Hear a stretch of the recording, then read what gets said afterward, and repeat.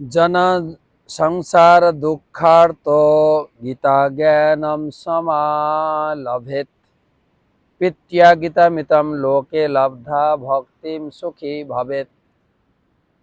এই দুঃখপূর্ণ সংসারে গীতামৃত হচ্ছে জীবনের সুখদায়ক। আজকের আলোচনা দ্বাত্রিংশতিতম শ্লোক 32। যদৃচ্ছয়া চ পপন্যম স্বর্গদ্বার অপাবৃতম সুখিন ক্ষত্রিয়া পার্থ লভন্তে যুদ্ধমিদৃশম।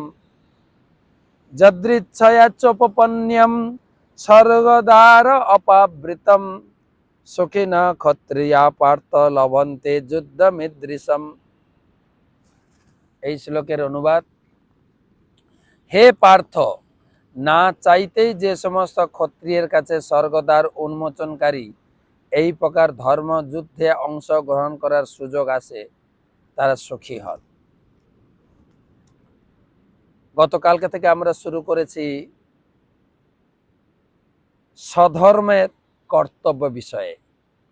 এর আগে আত্মতত্ত্ববিদ্যা বলে অর্জুনকে ভগবান যুদ্ধ করতে উৎসাহিত করেছিলেন, তুমি দেহ নয় আত্মা। এখন গতকালকে থেকে শুরু হয়েছে যে স্বধর্ম, ক্ষত্রিয় হিসাবে তোমার কি করণীয়। ক্ষত্রিয় হিসাবে যুদ্ধ করলে তোমার লাভ হবে। অর্জুন প্রথম অধ্যায়ে তিনি উল্লেখ করেছিলেন যুদ্ধ করে লাভ নেই, আত্মীয় স্বজন হত্যা হবে, পাপ হবে, আমি নরকে যাব।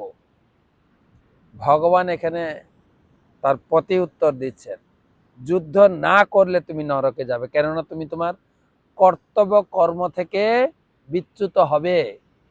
তাই যুদ্ধ করলেই, ক্ষত্রিয় যদি সঠিক নিয়মে যুদ্ধ করে, ও স্বর্গে যাবে। আর কি হবে?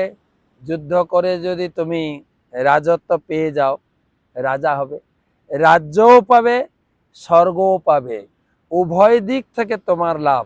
যুদ্ধ করলেই লাভ, লাভ আর লাভ। তাই কর্তব্য পরায়ণ হলে কোনো দিন বা কোনো পর্যায়ে আমাদের ক্ষতি হয় না, লাভই হয়।